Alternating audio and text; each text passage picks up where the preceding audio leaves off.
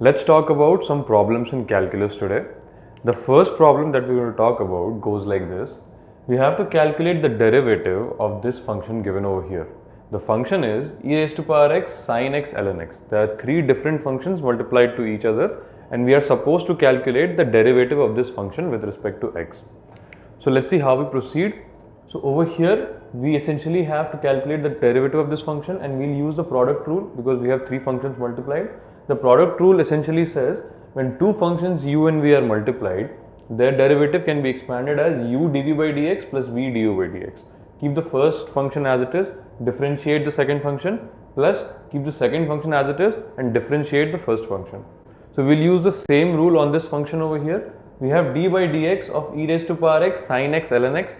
I will treat sin x ln x as my first function, e raised to power x as my second function. So over here you can see first function kept as it is, derivative of second function, plus second function kept as it is, derivative of first function. I hope this part is very clear. Now I can still see that I don't know any formula that helps me calculate the value of sin x ln x, although I can again treat it as two functions multiplied to each other.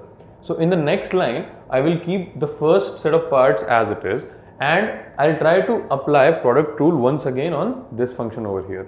So in this, ln x is the first function, sin x is the second function.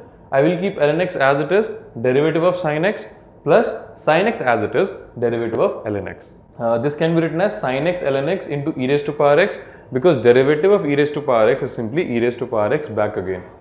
Similarly, we have sin x, derivative of sin x is simply cos x, so it will be ln x cos x, and over here it will be 1 by x. So if I open this bracket, the final result that I obtain will be e raised to power x sin x ln x plus e raised to power x ln x cos x plus e raised to power x sin x upon x. I hope this solution is very clear to you. Thank you.